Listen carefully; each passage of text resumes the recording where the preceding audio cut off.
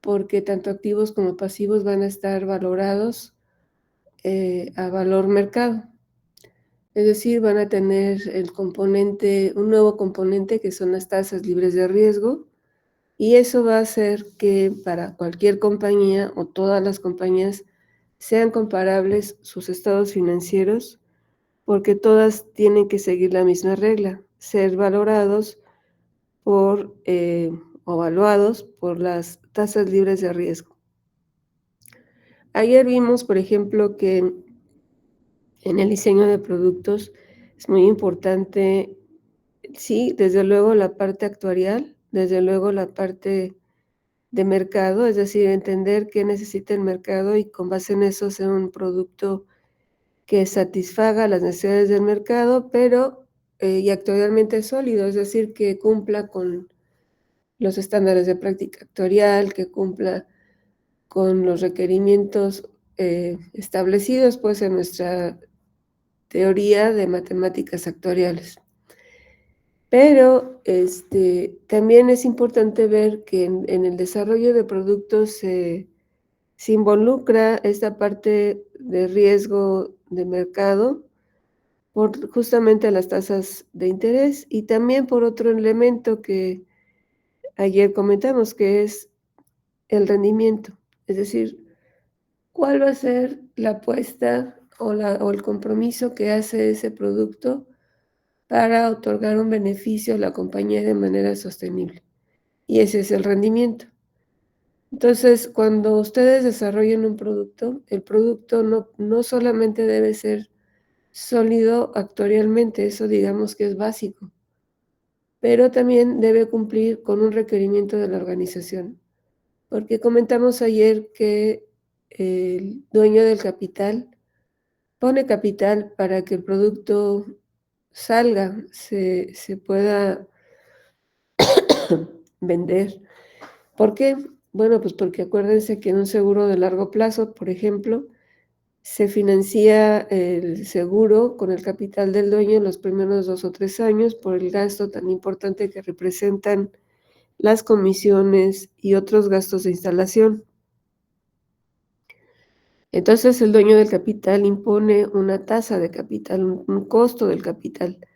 Nosotros, como actuarios, debemos garantizar que se pague ese costo, es decir, que todos los productos financieros que genere este producto, este nuevo producto, deben ser suficientes para pagar el costo de capital que impone el dueño del capital y además generar un rendimiento positivo a la organización. Entonces, si se dan cuenta, el alcance de un producto no solamente es actuarial, ya de por sí eso es un reto, aterrizar de manera actuarial el requerimiento del mercado, sino también debe cumplir con objetivos establecidos en la compañía.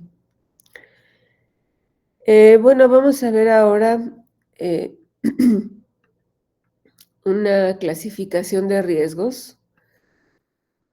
Es una clasificación distinta de riesgos de lo que estamos generalmente acostumbrados a ver como clasificación de riesgos, pero vamos a tratar de ubicar dónde están los riesgos o quiénes son los riesgos que hemos estado revisando en clase. Voy a compartir pantalla. Permítanme un segundo.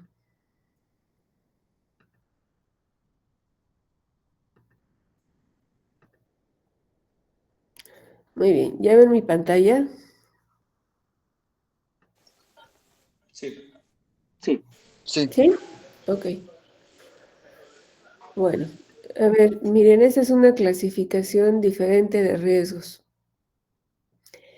Y aquí lo que me parece importante de esta clasificación es que habla de la fuente de riesgo. Es decir, ¿qué es lo que produce el riesgo?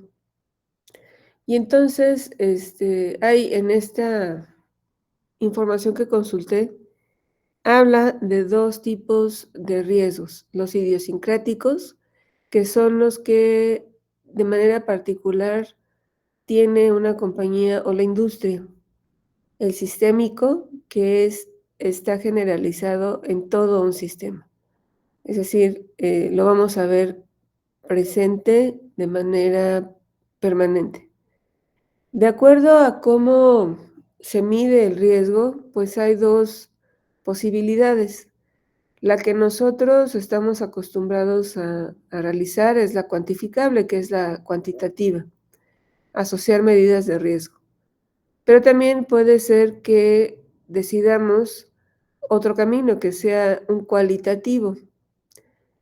Aquí en este cualitativo no es, lo que quiero pedirles es que no lo vean como algo despreciable, es decir, como algo que no resulta útil. Es muy útil la parte cualitativa porque va ayudando a la compañía de seguros a mejorar su funcionamiento. Por ejemplo, toda la percepción que tiene el mercado de una compañía de seguros, nosotros la podemos ver con encuestas, con estudios de mercado, con los famosos focus group, pero también lo podemos ver en números, ¿no?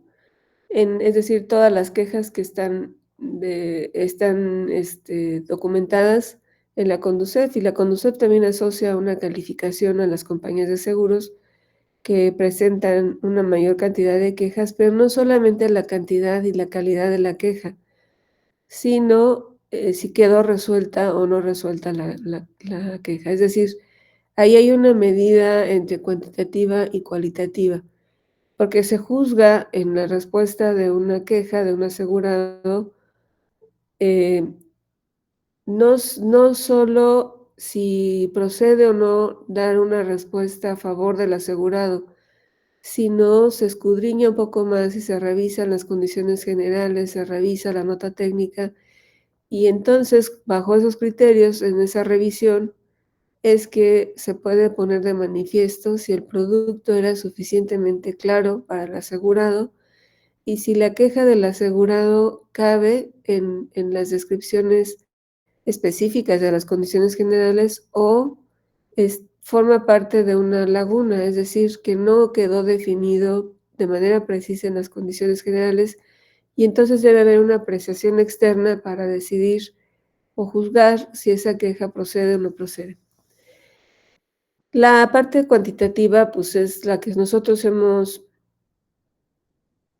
conocemos un poco más, y ustedes han trabajado un poco más en todos sus cursos de finanzas, y también lo han trabajado en el curso de seguro de daños, cuando vemos el VAR, el valor en riesgo, es un valor extremo de la distribución de pérdidas, esa es una medida de riesgo, pero refiriéndonos a qué es lo que puedo medir, este documento o estos documentos que consulté refieren a 2 tipos distintos de riesgos, los discrecionales y los no discrecionales.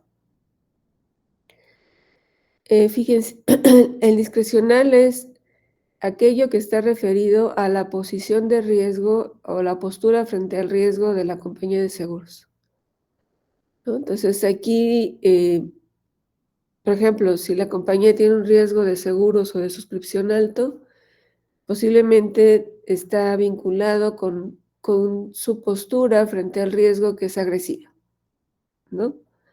Y hay riesgos que son no discrecionales, que son aquellos que resultan de la operación del negocio y que no son producto de cómo tomaste el riesgo. Si tu postura frente al riesgo es conservadora, es agresiva o prefieres rechazarlo, ¿no? Y aquí hay una palabra que vamos a ver en un momento, que es esto, resultantes de la operación.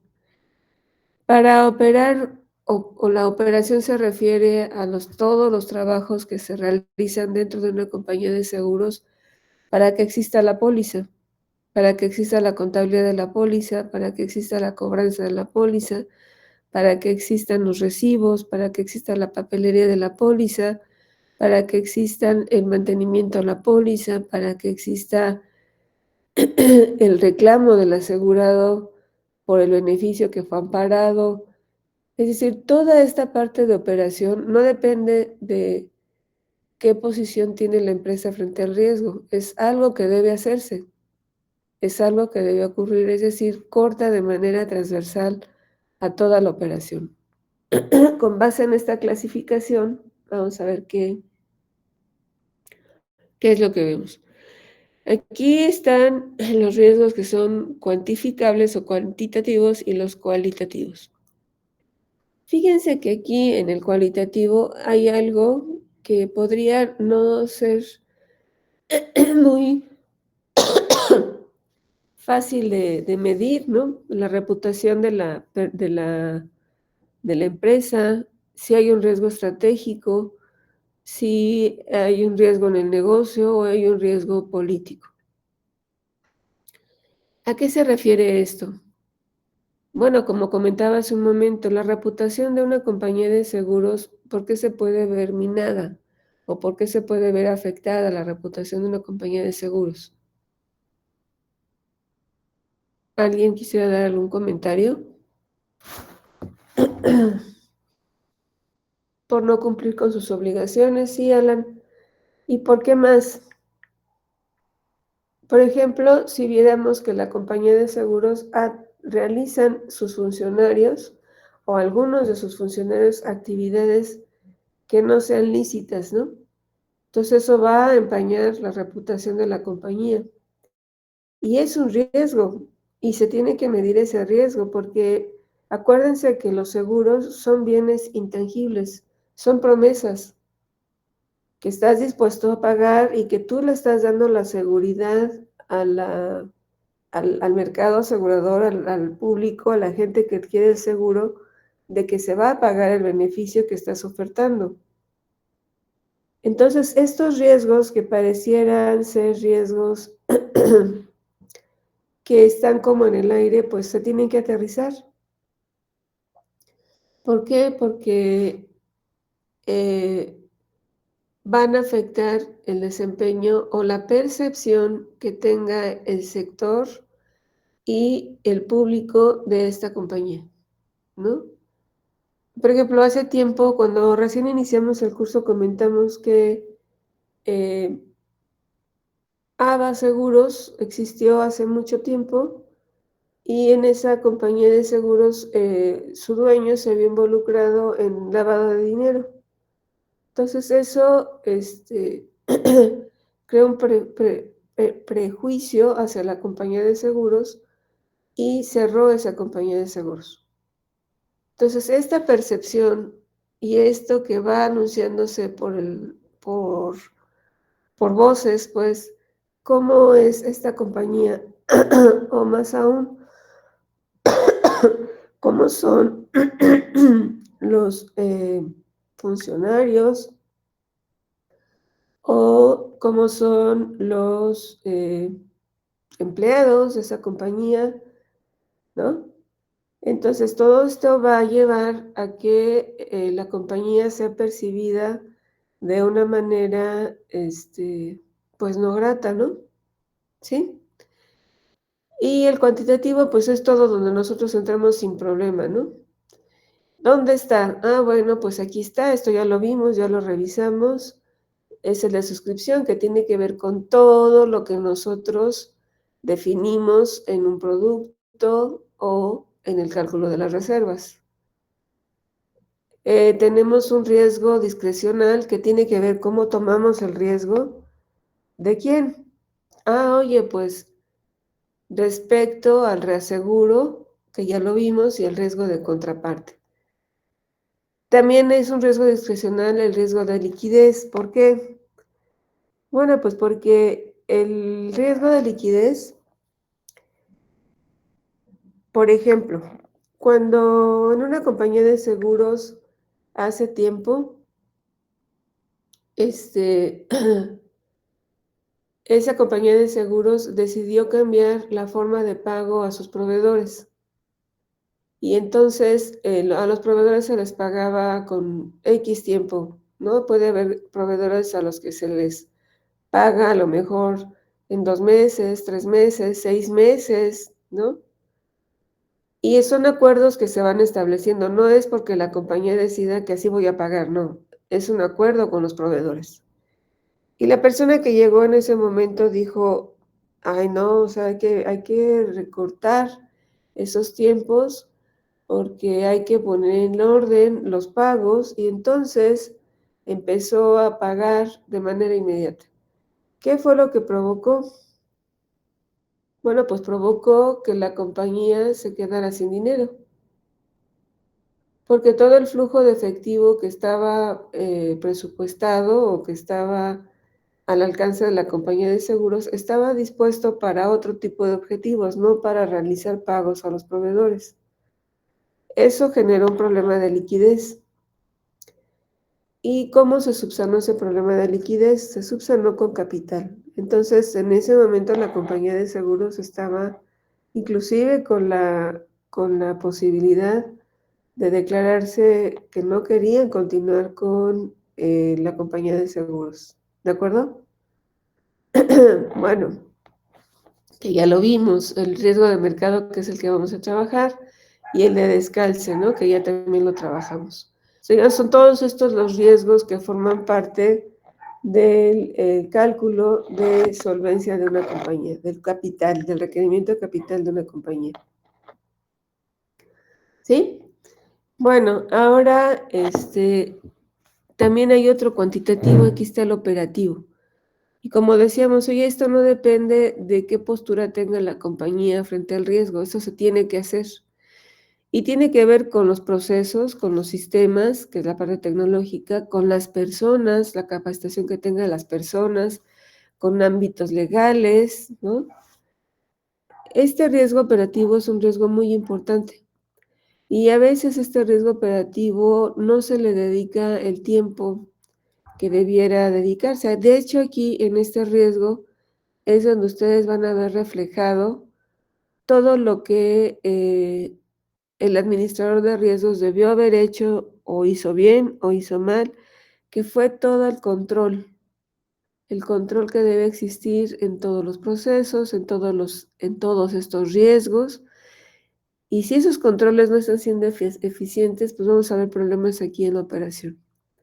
Este riesgo de operación, como comentaba hace un momento, es un riesgo de alto impacto.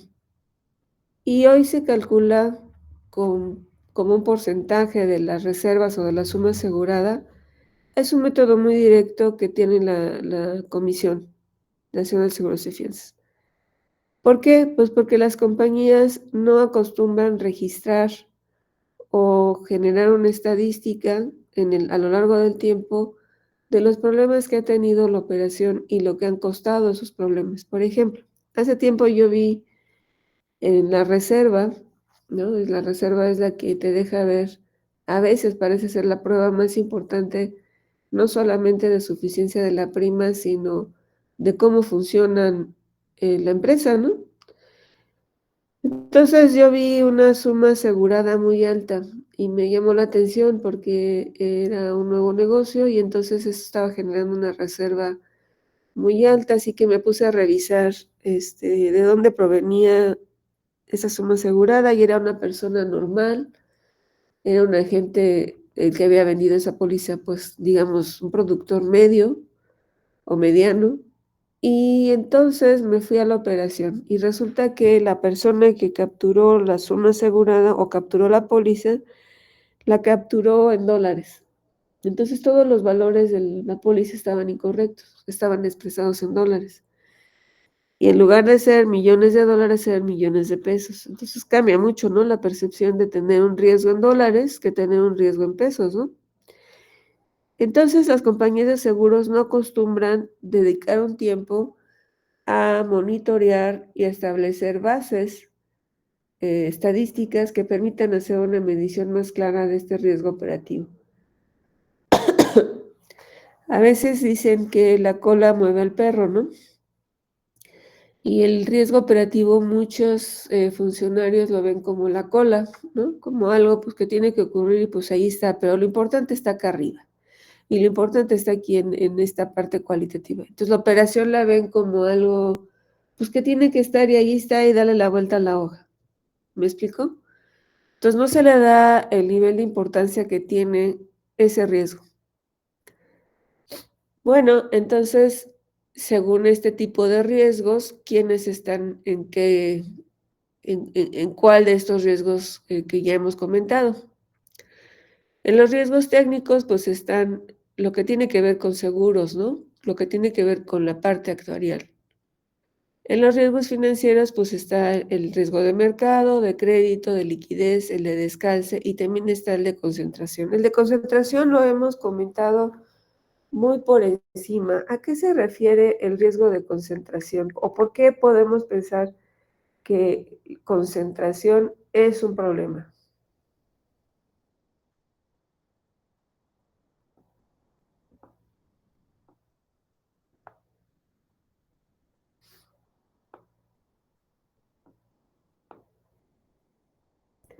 ¿A qué se refiere con concentración?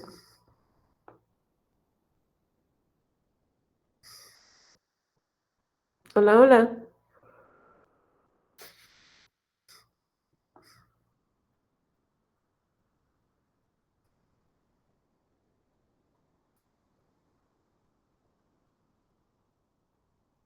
¿A qué se refiere con concentración? ¿El capital que necesitamos a un sector en Pues, particular? si una Ajá. parte importante de, por ejemplo, un activo, ya sea inversiones o algo, está como, valga la redundancia, concentrada en un solo lugar, ¿no?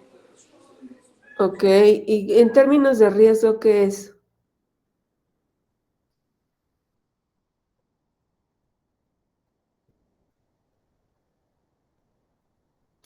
¿Qué es lo que hace que en estadística nosotros encontremos más y mejor información de un proceso?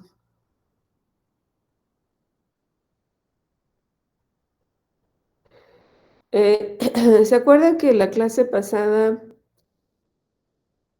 eh, comentamos que cuando nosotros tenemos estos riesgos, cualquiera de estos riesgos, decíamos, oye, ¿cómo será el capital si calculo el capital para cada uno de estos riesgos o si calculo el capital todos juntos?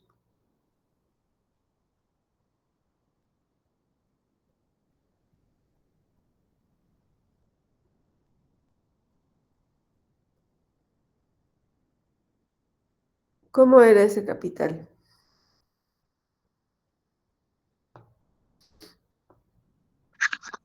Cuando lo calculábamos todo junto, disminuía el riesgo. Ok, ok, muy bien, gracias. Brandon, ¿verdad? Sí. Gracias, Brandon. Entonces, cuando yo concentro, en este caso, concentro todos los riesgos y hay una matriz de correlación, entonces eso hace que el capital sea menor, el cálculo o el requerimiento de capital sea menor que si lo hago a cada uno por separado, a cada riesgo por separado. Entonces, cuando yo tengo una concentración, por ejemplo, con reaseguradores, elijo a un reasegurador, SCOR, o elijo la Münchener. Solo tengo un reasegurador. Todos mis riesgos están concentrados con ese reasegurador.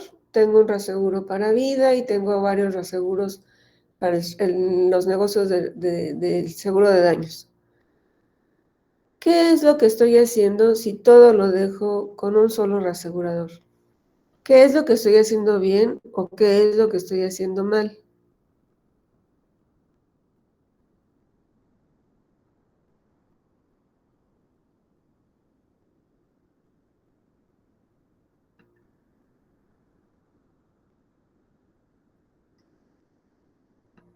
Pues Ajá, estás sí, concentrando gran parte de tu riesgo en una sola aseguradora, ¿no? ajá, y eso Como que que no estás diversificando. no estoy diversificando, pero entonces, ¿en qué problema estoy metiendo a la aseguradora?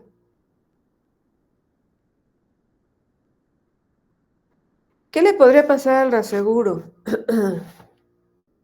O sea, de incumplimiento, ¿no? Podrías no cumplir con sus obligaciones. Y entonces estoy poniendo en riesgo en general a la compañía de seguros porque si la compañía Münchener se declara insolvente, yo ya tengo un compromiso con los asegurados y lo tengo que cumplir. Ese es un problema, ese es un riesgo de concentración. Cuando decidimos poner, como dicen, todos los huevos de la gallina en un solo lugar, tengo ahí un problema porque puede fallar ese lugar. Existe la posibilidad de fallo. Entonces, lo que yo quiero es que esas posibilidades de fallo se diversifiquen, es decir, sean menores. Cuando hacemos una matriz de correlación y calculamos el capital con todos estos riesgos incluidos, estoy diversificando el riesgo. ¿Sí están de acuerdo? Muy bien. Y los riesgos operativos pues se refieren a todo lo que ya habíamos comentado, y los estratégicos, que son cosas que podríamos ver que no podemos tocar o medir porque son cosas abstractas, ¿no? Son modelos, son objetivos, pero este riesgo estratégico ha llevado a generar problemas importantes en algunas compañías de seguros. Ok. ¿Qué es el riesgo de mercado? ¿Alguien me podría ayudar a leer?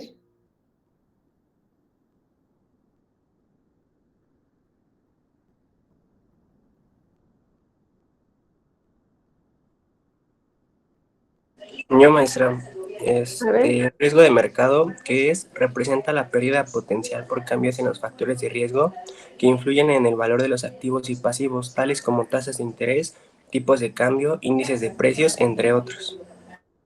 Ok, fíjense, es que haya algún cambio en factores de riesgo que van a redundar en dónde, pues nada más y nada menos que en el valor de los activos y pasivos, lo que hace que tengamos un balance económico.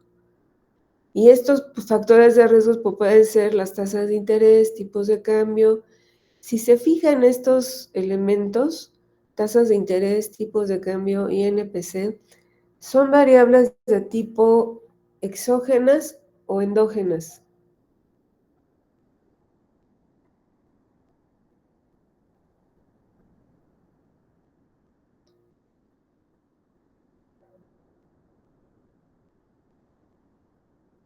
¿Son exógenas o endógenas? Mande, David, no te oigo. ¿Exógenas? Sí, no dependen de nosotros, ¿no? No dependen de un modelo de negocio, no dependen de el desempeño de la compañía, son variables macroeconómicas. Estas están definidas por otro tipo de situaciones, por otro tipo de políticas, en donde nosotros no tenemos ninguna injerencia.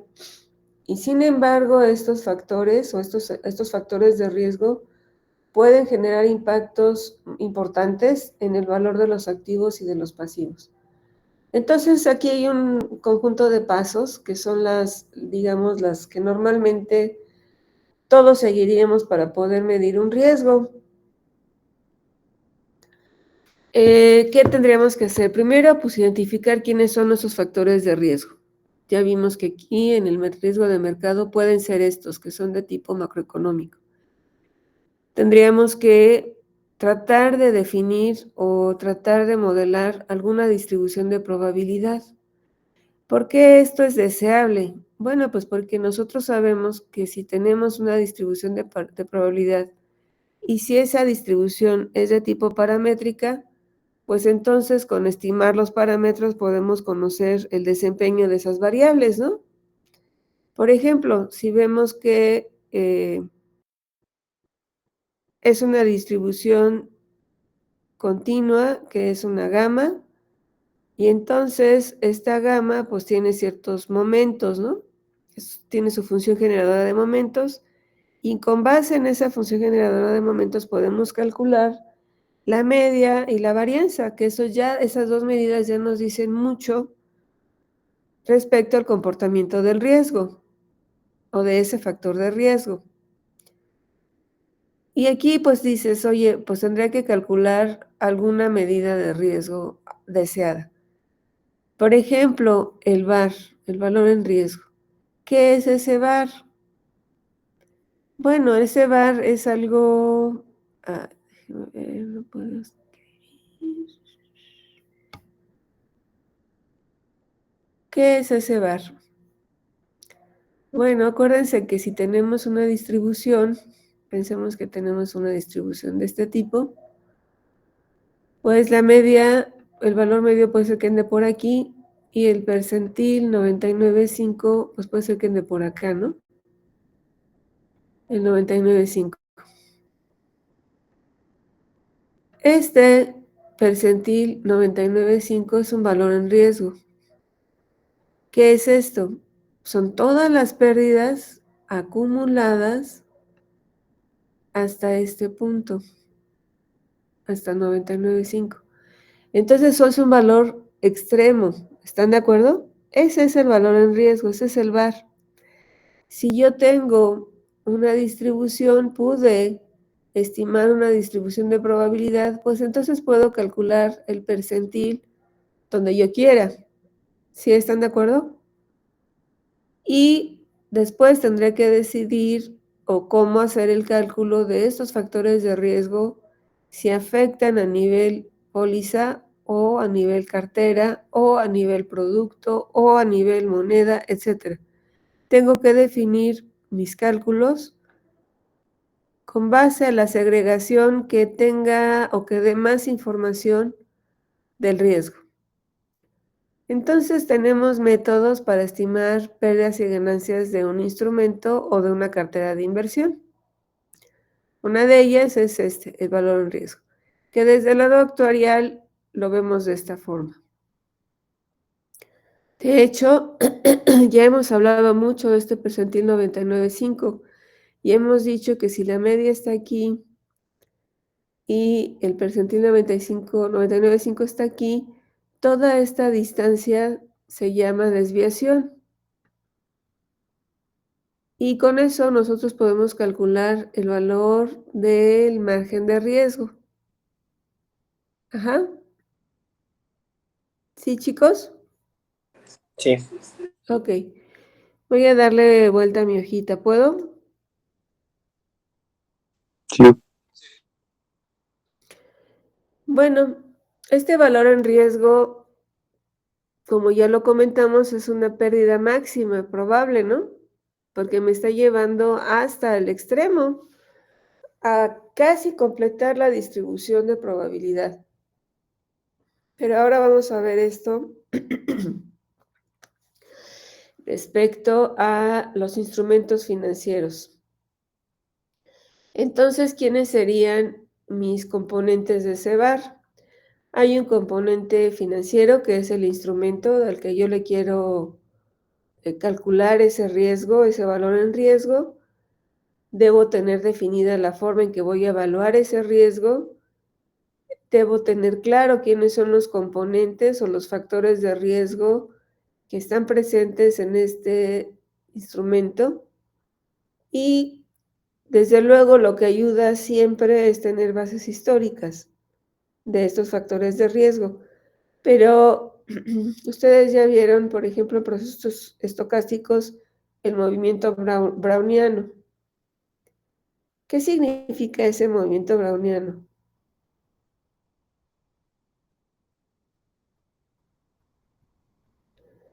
¿O por qué lo hacemos referencia o referente hacia las tasas de interés?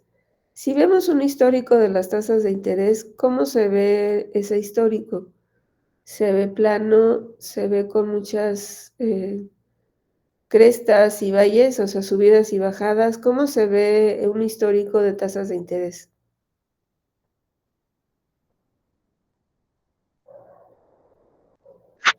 Así como menciona, con muchos picos para arriba y luego muchos picos para abajo. Exacto. Entonces esto es, podríamos pensar como ciclos, ¿no? Que hay ciclos donde las tasas de interés han estado en niveles altos y hay ciclos donde las tasas han caído a niveles, como se dice, históricos, ¿no? Muy bajos. Entonces, estos movimientos de la tasa de interés podríamos tratar de modelarlos como ciclos y tratar de empatarlos con algún ciclo económico de crecimiento o de lo contrario, de recesión, ¿no? Tendríamos que tratar de buscar cómo explicar ese movimiento de las tasas de interés para poder decidir, y entonces, cuál es la tasa de interés que sigue, ¿no? Que es con la que yo voy a proyectar. Entonces, el histórico tiene un valor muy importante por sí solo, ¿no? Y bueno, pues también tengo el componente estadístico, que es los parámetros que quiero evaluar, cuánto tiempo voy a pensar o suponer que voy a tener ese instrumento, con qué intervalo de confianza me voy a sentir cómoda en que se mueva esa variable y la volatilidad y correlación que existiera con otras variables. Y bueno, el componente probabilístico, como ya dijimos, pues si es una distribución paramétrica, pues puedo estimar la varianza, la covarianza, la media y hacer una simulación histórica o incluso generar una simulación de tipo Monte Carlo. ¿Le puedo dar vuelta a mi hoja? Sí. Sí. Entonces, fíjense, aquí tenemos muchos modelos que son conocidos para hacer estimaciones del riesgo de mercado. Entonces podemos tener el VAR paramétrico, que es el mejor, ¿no? O digamos que es el más sencillo, porque ¿dónde está el problema? Estimar los parámetros de la distribución. Y con eso ya tengo para explicar el fenómeno, o explicar la variabilidad, o explicar la dispersión que tuviera ese instrumento. También podría sacarlo con un VAR a partir de simulaciones de Monte Carlo o una simulación histórica o estos como shocks o volatilidad de activos o generar escenarios de estrés. Si tengo una modelación histórica, ¿qué es lo que tengo? Pues tengo información histórica, ¿no? Y entonces, ¿qué es lo que yo conozco sobre los instrumentos financieros? La mejor manera, perdón, para poder describir estos factores de riesgo es utilizando el logaritmo. Entonces, yo necesitaría crear una serie de tiempo con los precios que tengo en la posición de riesgo que esté la compañía y calcular los rendimientos. ¿Cómo se calculan estos rendimientos? Bueno, pues es el rendimiento del precio actual respecto al precio anterior.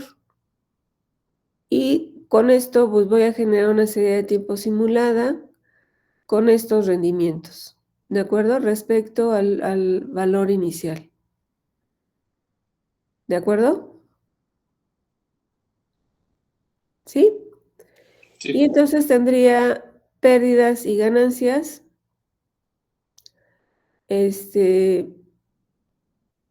Profit, esta P es de profit y esta L es de loss, ¿sí? Pérdidas y ganancias. ¿Qué sería la diferencia entre el valor que estimo menos el precio inicial? Y entonces tendría que calcular el valor en riesgo tomando el percentil que esté más de acuerdo con el nivel de confianza que hicimos o pedimos del histograma de precios y ganancias. Esto es lo que vamos a hacer nosotros como una tarea de examen. Estoy preparando un ejercicio para que lo podamos realizar. Déjenme compartir otra pantalla. ¿Sí? ¿Jóvenes? Sí. Sí.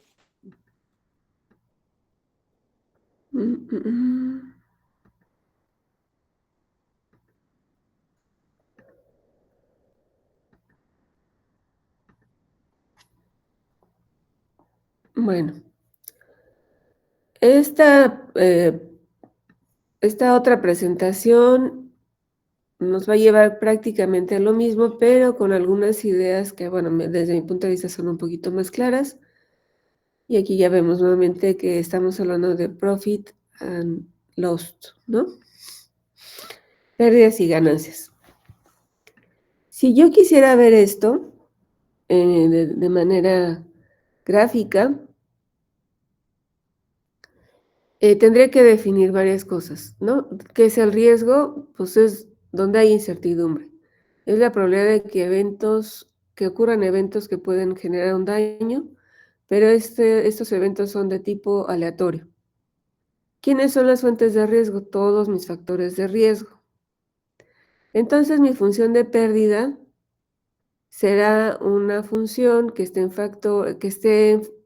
esté más bien en función de los factores de riesgo, y esto me va a dar el valor de la pérdida. Ahora, ¿por qué es un riesgo?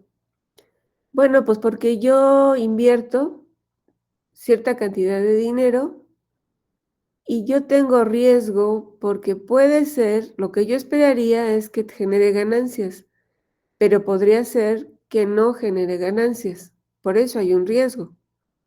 ¿Están de acuerdo? Y bueno, lo que nos interesa a nosotros es que el rendimiento sea no decreciente respecto al riesgo. ¿Sí? ¿Me puedo cambiar de hoja? Sí. Bueno, entonces nuestro problema sigue siendo lo que hemos visto desde el principio hasta el día de hoy: cómo mido el riesgo y cómo mido el rendimiento, que va a ser una variable aleatoria. En el caso de un portafolio financiero, nosotros vamos a definir esto. El rendimiento va a ser un valor esperado de la ganancia, ¿no? Porque lo que yo espero son ganancias positivas o rendimientos positivos. Y el riesgo lo voy a medir con la variabilidad que tenga la ganancia. ¿Qué tanto cambia el precio del activo financiero? Lo que nos interesa es que haya poca variabilidad y una esperanza, pues, grande, ¿no? Y existe esta curva de Markowitz, frontera decreciente de inversiones riesgosas. Esto ya ustedes seguramente ya lo vieron. ¿Qué es esa curva de Markowitz?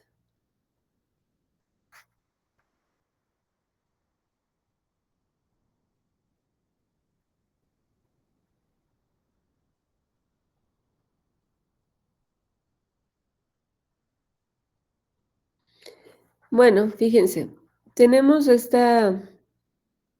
¿Lo puedo hacer más grande? Ok, déjenme ver. Es que no se ve bien la gráfica. Ok.